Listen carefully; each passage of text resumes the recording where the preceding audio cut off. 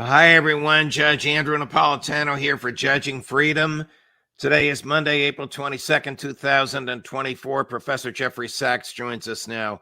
Professor Sachs, before we talk about the vote in the United States Congress to send $61 billion to the military-industrial complex and President Zelensky's response to it, and before we talk about what's happening on the Columbia University campus where you're a tenured professor, what happened at the Security Council since we last spoke? What opportunities were missed there with respect to the salvation of the Palestinian people?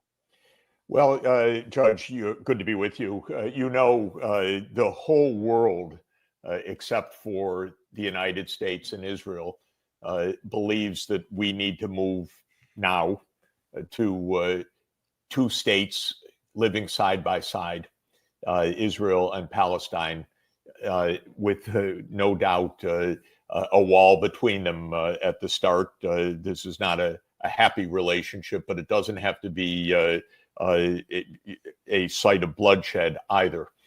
So in 2011, Palestine, which is already recognized as a state by 140 UN member states, though not by the United States, applied for full UN membership as what would be now the 194th UN member state. And when you make that application, it goes to the Security Council after clearing one step with the Secretary General of the UN. Then the Security Council, meeting as an admissions committee, not formally as the Security Council, but it's the same members, decide whether the criteria are met for UN membership. After that, if the answer is decided to be yes, as a yes, then it is forwarded to the UN Security Council for a vote. And if the Security Council approves, then it goes to the UN General Assembly. In 2011, at the technical level, the decision was that Palestine qualifies as a member state. And it would have gone forward but for the United States, which at that point leaned on the Palestinian Authority and said, don't do it right now. It's not convenient, but it'll come very soon. Just accept observer status for the moment. That'll let you in the building, but don't press for full membership. You'll get there very soon.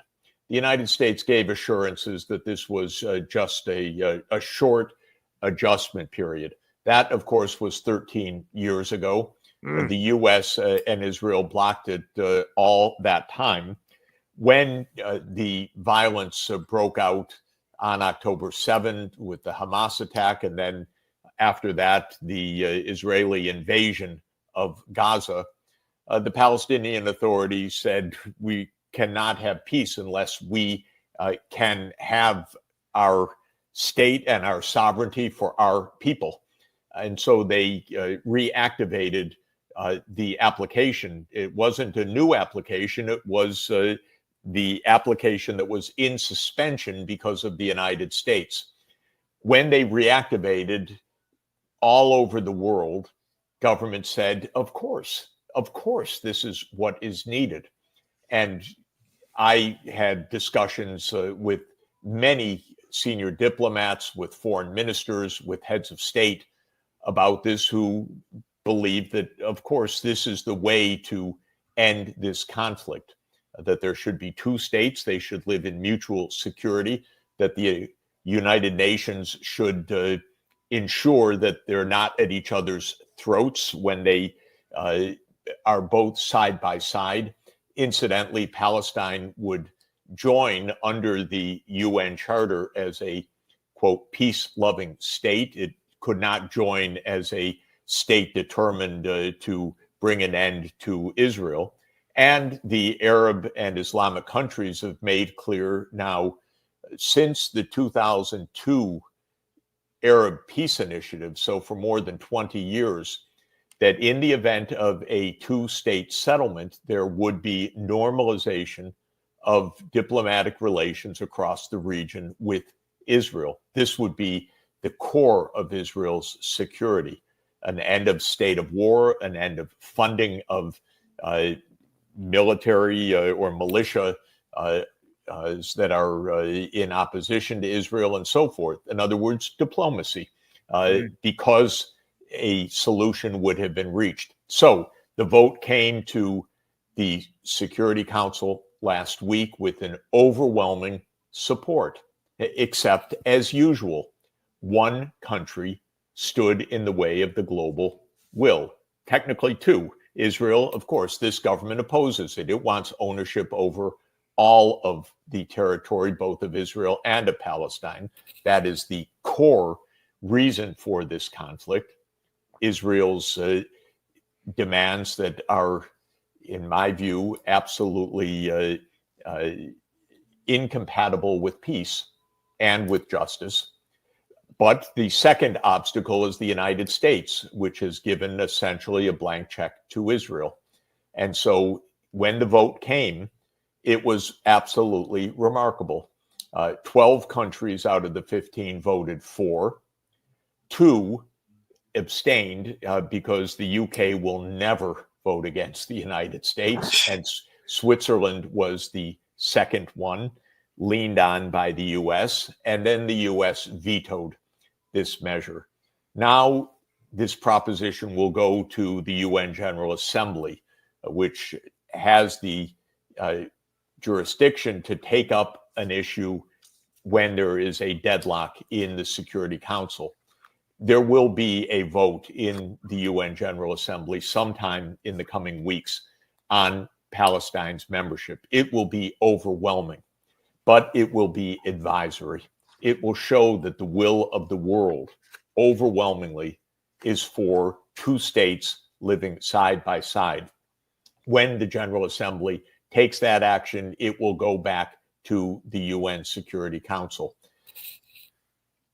Of course, the United States is absolutely preventing a solution right now. That has essentially been true for years and decades, I would say. The U.S. Is not an honest broker. It is a completely dishonest broker in this affair. Israel controls U.S. policy in this regard.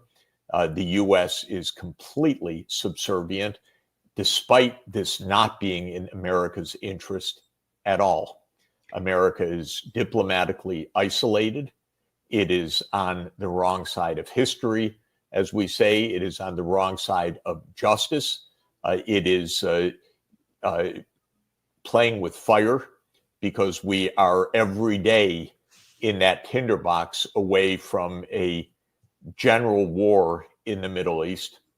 The U.S. is pumping in billions, tens of billions of dollars that we can ill afford, and that is no substitute for peace. And that vote of another 26 billion, depending on which parts you put in for Israel, was just made last Saturday with no strings attached by the U.S. Congress, because basically U.S. policy is run by the Israel lobby in this regard. Before we get to the Congress, here's Secretary. This will aggravate you, Professor Sachs. Here's Secretary Blinken attempting to answer a very astute question: was the United States isolated at the UN? On the UN Security Council, the United States was isolated yesterday. Your allies, close allies, France, Japan, and South Korea, both voted for admitting Palestine as a member. The Israelis, including Netanyahu, on the record saying they oppose two-state solution.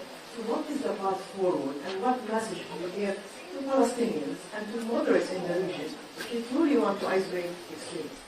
First, we are committed, the United States is committed to achieving a Palestinian state. We believe that that is vital to having long-term, sustainable, durable peace and security.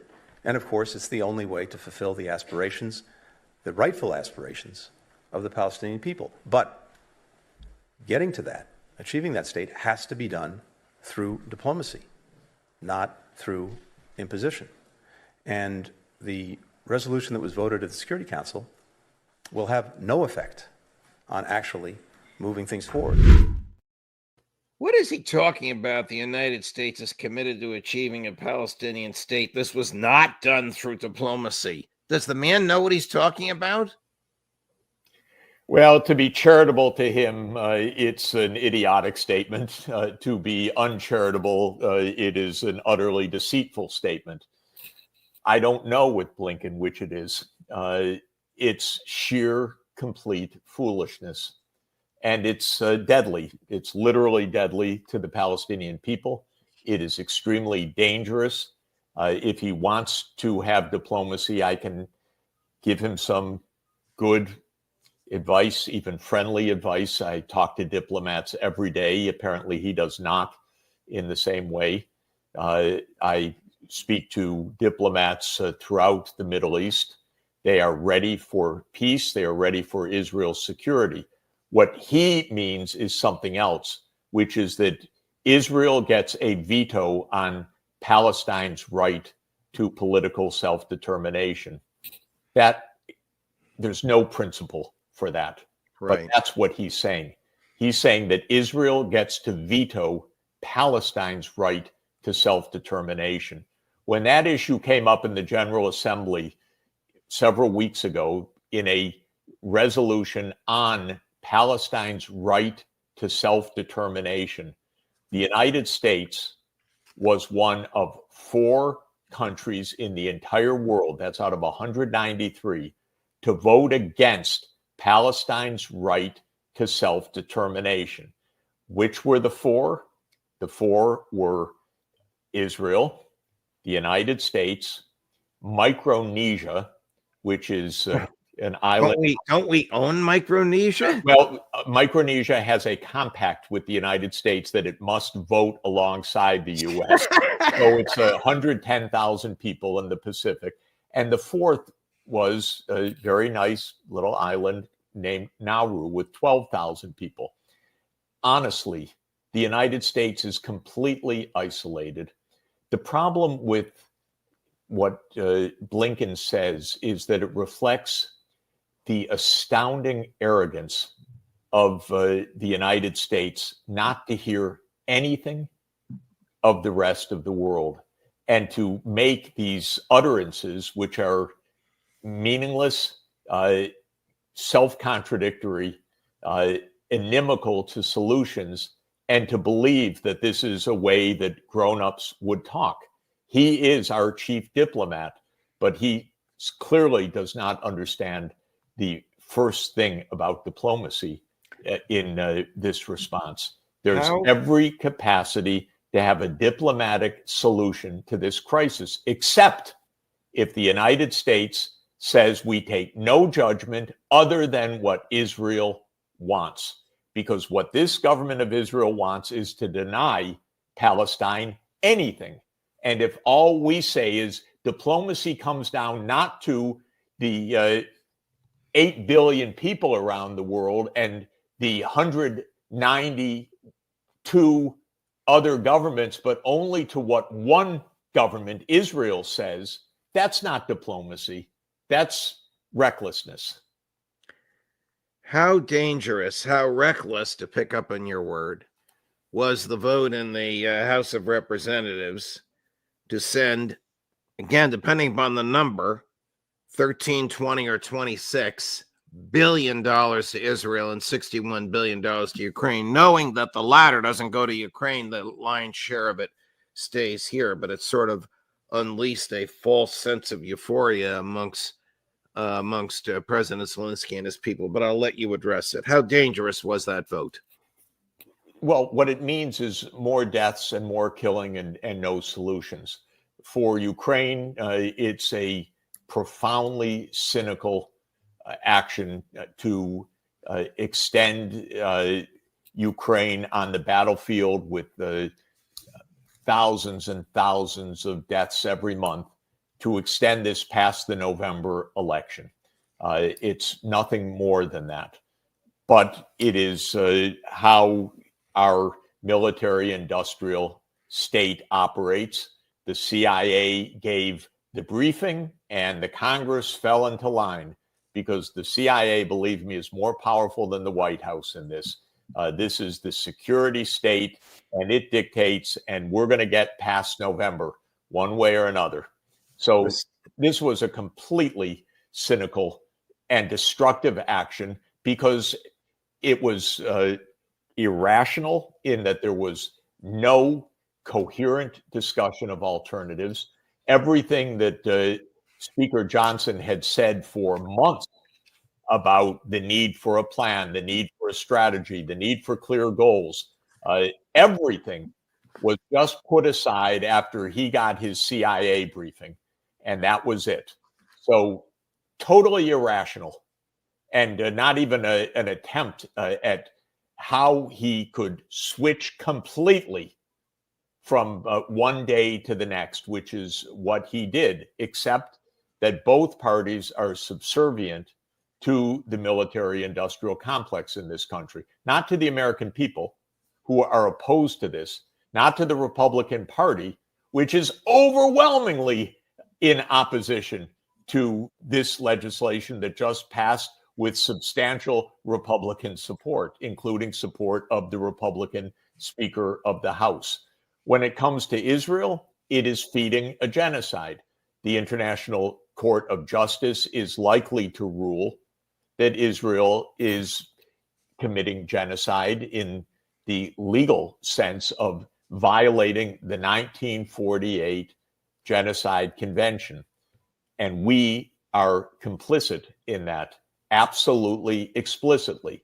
Incidentally, we had Senator Schumer talk about how miserable the Israeli government is. We had several members of Congress say we need to put restrictions on this. There's horrible crimes, war crimes by Israel going on. None of that applied in the end. It's just giving munitions for more slaughter.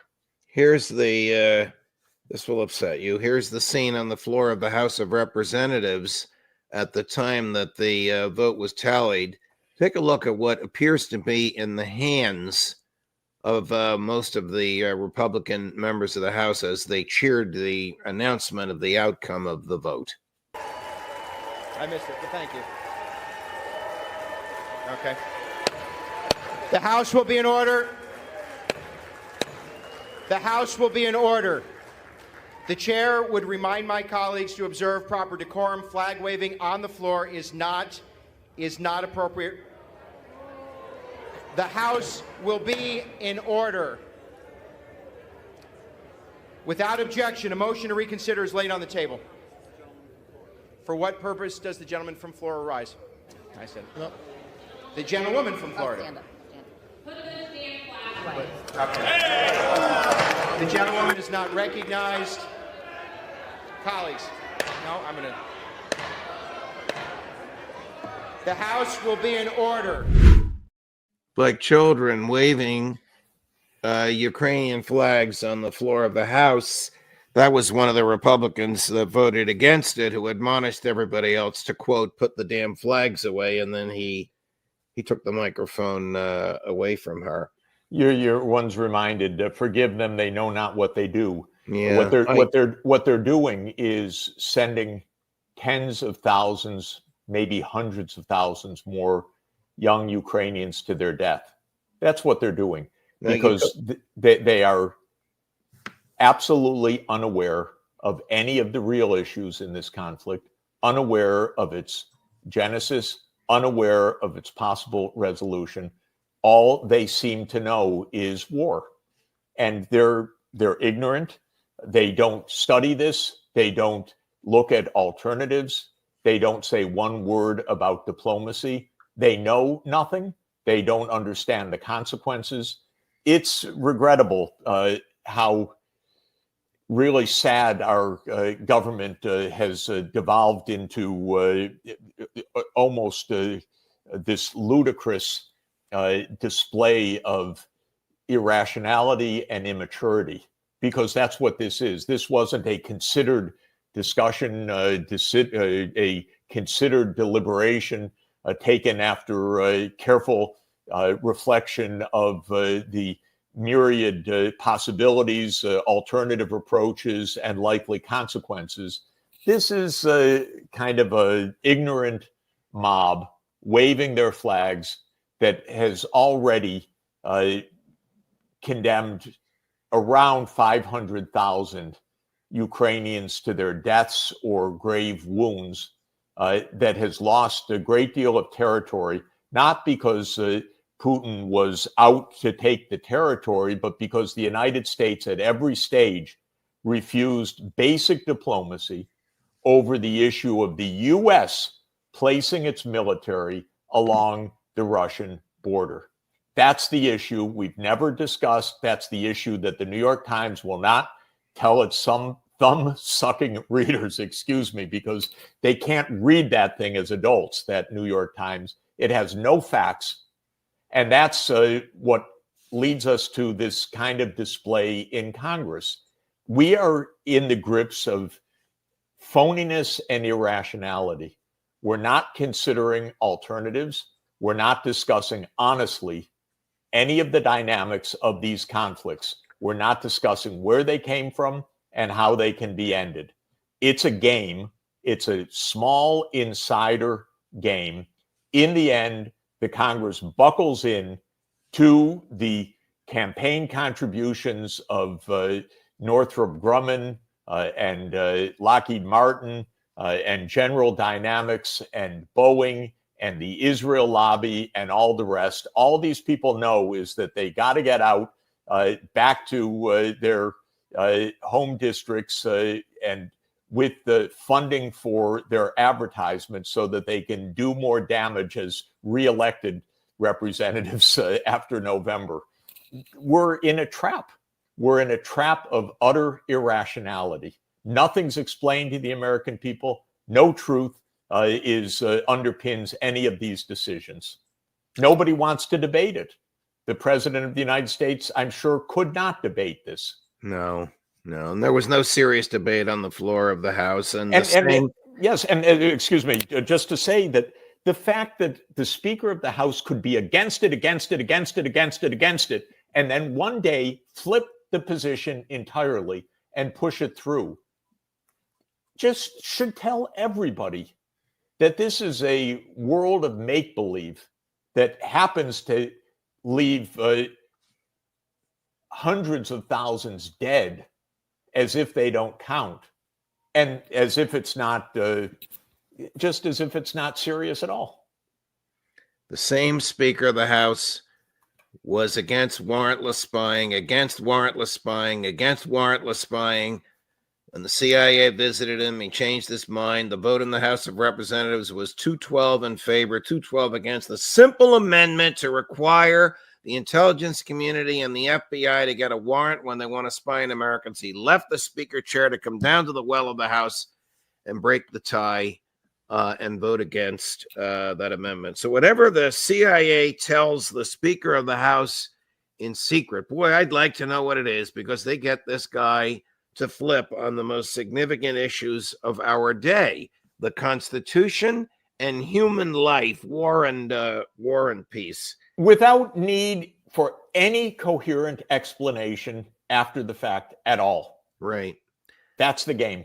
Was a professor, I think you may know her, but was an academic arrested in Israel for something said in a classroom, and then the courts released her the following day. Do I have this correct? Yes. Professor Sachs? I don't know all the details, but there was a professor of Hebrew University arrested for not towing the line on Israel's unacceptable, in my view, positions vis-a-vis Palestine.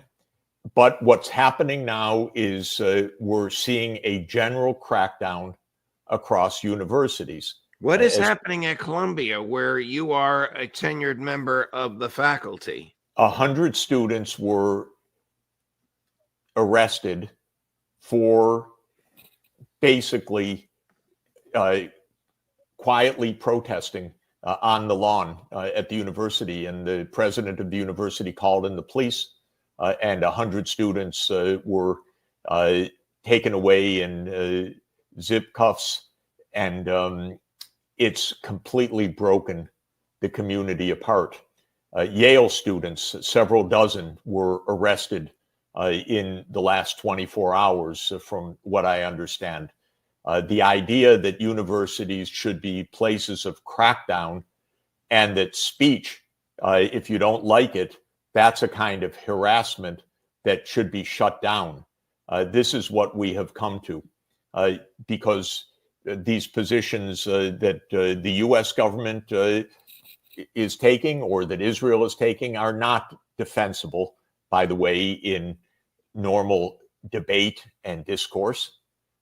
So opposition to them is met increasingly violently by the arrest of our own students. It's shocking to see, except that this is what has become the American political scene. This happened the day after the president of Columbia University appeared before a House committee known for berating university presidents and threatening that the millions of dollars that the federal government gives for legitimate academic research would be restricted if the federal government's view, if the Biden administration's view, although in this case the interrogators were Republicans, they're hardly in the Biden administration. Let's just say in Washington's view, because it's the Congress and the White House. Correct. If in Washington's view, the speech was contrary to what Washington wanted to hear, haven't they remembered that they took an oath to preserve, protect, and defend the Constitution, which includes the First Amendment? And the last time you and I read it, it said Congress shall make no law abridging the freedom of speech. No, they don't recall that. They don't believe it. They are utterly irresponsible and opportunistic. The decision to arrest the students was taken not the day after, it was taken the same day as the president's testimony that evening.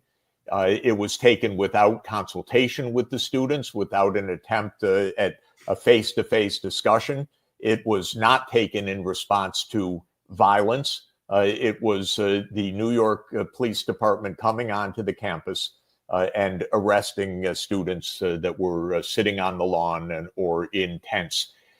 Whatever the law, and I think it violated the law, I can tell you it broke the community in two, because universities have an ethos. The ethos is that they are a community. They're a place where you study, where you debate, you can argue, but it's a place of thinking, and thinking can be tough. It can be very hard debate. But you can hear things you don't want to hear. Right. That's part of life. These The people want students to need to take a face that too. category of speech and say it is unprotected. The government can go after you for that category of speech. They can call it hate speech, dangerous speech, whatever they want to call it. That's why all speech is protected, particularly in an environment dedicated to the dissemination of unpopular ideas. But the kind of speech that the most famous attack was on the chant or the saying or the slogan, from the river to the sea, Palestine will be free. Now, the river is the Jordan River, the sea is the Mediterranean, and it is a chant for Palestinian rights. It could be a claim for one state. It could be many things, but what it surely is political speech. Absolutely. And that's extremely important. In fact, the irony of this is, of course, the extremist Israeli leaders use exactly the same phrase. They also talk about from the river to the sea, there will be greater Israel. So there's a symmetry. On one side, it should be all Palestinian. On the other side, it should be all Israel. I happen to disagree with both sides. but I don't think that it's right to arrest people for saying this from either side.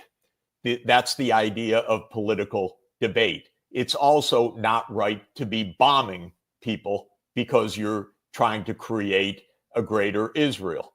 So there are limits. The limits are the bombs, the mass killings, the 35,000 people dead at Israel's hand by the current count, but it's expected that the actual count is multiples of that because there are people under the rubble.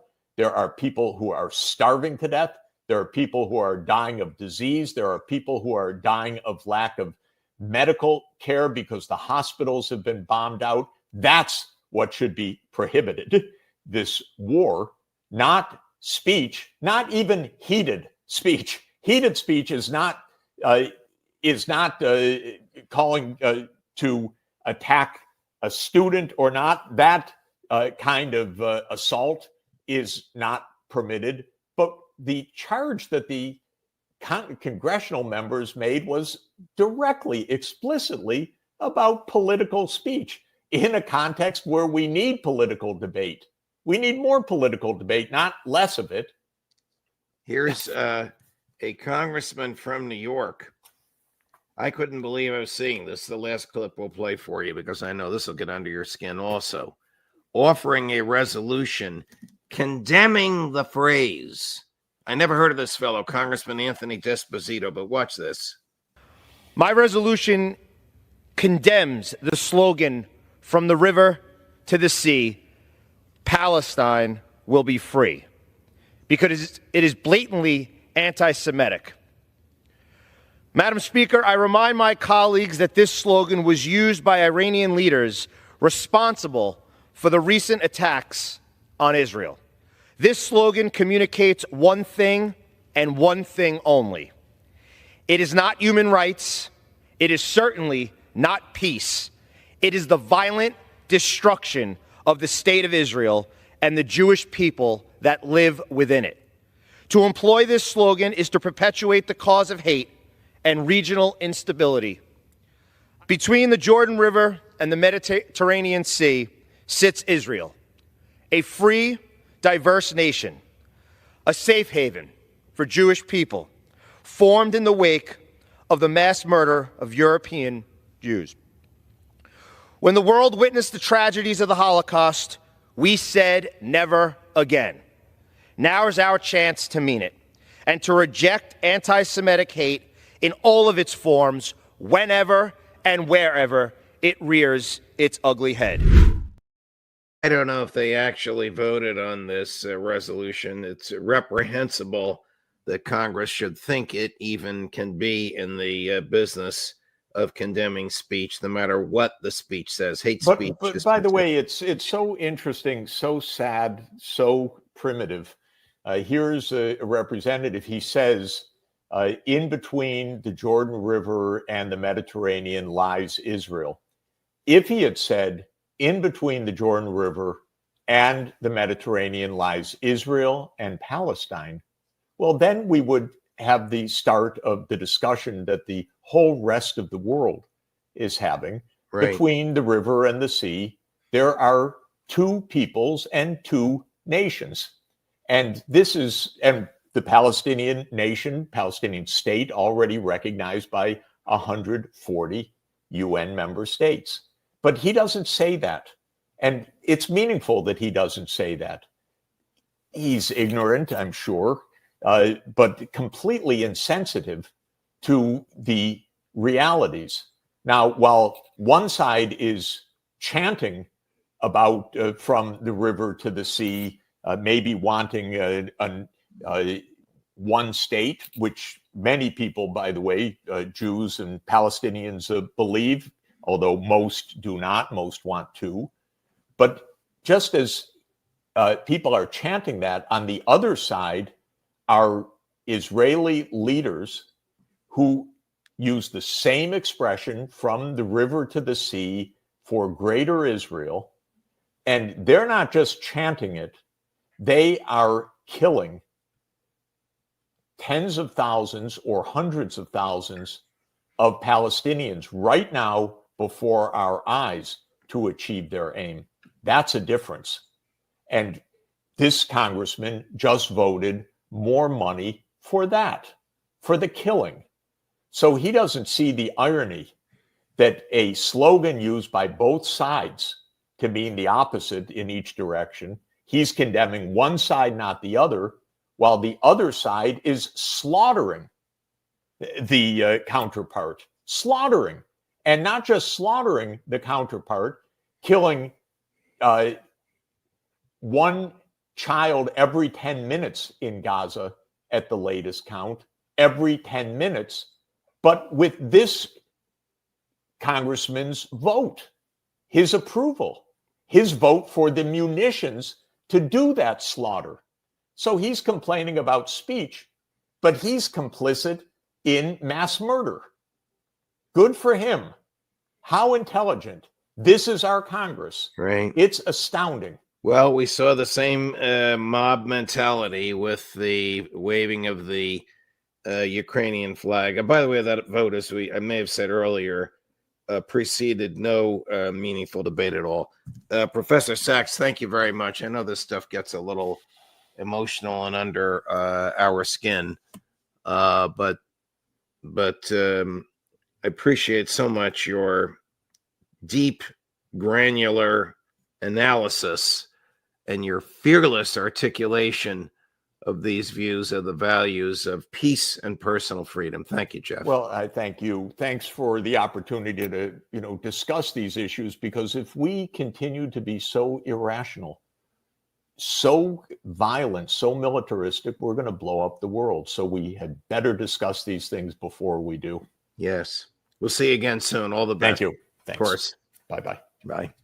Coming up at 4:30 this afternoon on all of these same matters, the inimitable Scott Ritter, Judge Napolitano for Judging Freedom.